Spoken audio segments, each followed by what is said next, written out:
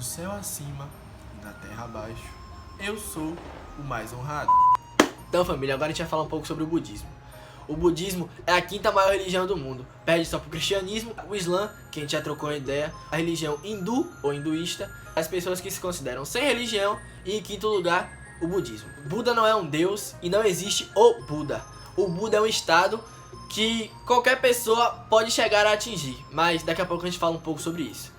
O budismo, ele nasceu na região que na época era Índia, porque na verdade assim, o budismo nasceu no século 6 a.C. Então o budismo é uma religião muito antiga. E ela nasce ali na região que na época era Índia e hoje já é um país chamado Nepal. A maioria das pessoas daquela região eram hindus e o budismo acaba bebendo muito da fonte do hinduísmo. Ele acaba trazendo muitos conceitos e muitas coisas do hinduísmo estão presentes no budismo também. O budismo, na verdade, logo no início ele acabou se dividindo em dois lados, o budismo Theravada e o budismo Mahayana. A gente vai falar mais sobre o budismo Theravada, que seria o budismo mais, digamos assim, mais raiz, né? Enquanto o Mahayana é um negócio mais Nutella, entre aspas. O budismo Theravada seria uma coisa mais fiel a como foi o budismo quando ele nasceu. Uma das principais diferenças entre o budismo Theravada e o Mahayana é que logo depois da morte do primeiro Buda, e foi ele que fundou o budismo, alguns de seus seguidores fizeram um livro chamado Tripitaka, e nesse livro eles colocaram os ensinamentos do primeiro Buda. Só que isso acabou dividindo eles. Algumas pessoas acreditavam ou começaram a considerar o Tripitaka como se fosse um livro sagrado, e algumas pessoas preferiram simplesmente passar o conhecimento de forma oral. E isso foi um dos principais motivos para a divisão do budismo inicialmente nesses dois caminhos, Theravada e Mahayana.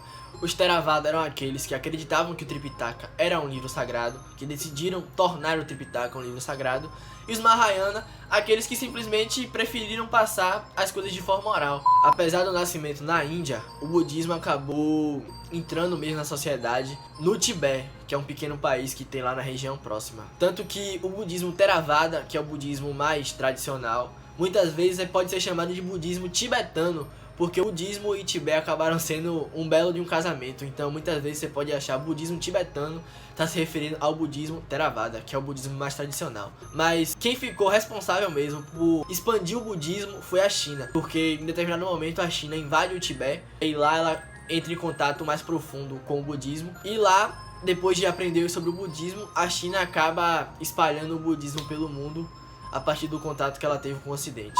Como eu já tinha dito, o budismo traz muitas coisas do hinduísmo. E uma dessas coisas é a ideia de reencarnação. E dentro dessa ideia de reencarnação, a gente tem dois conceitos, que é o karma e o samsara.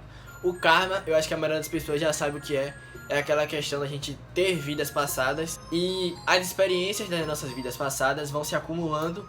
E a partir daí você se torna uma pessoa com karma bom ou com karma ruim. Um karma ruim se você for uma pessoa ruim, que fez coisas ruins ao longo de sua vida.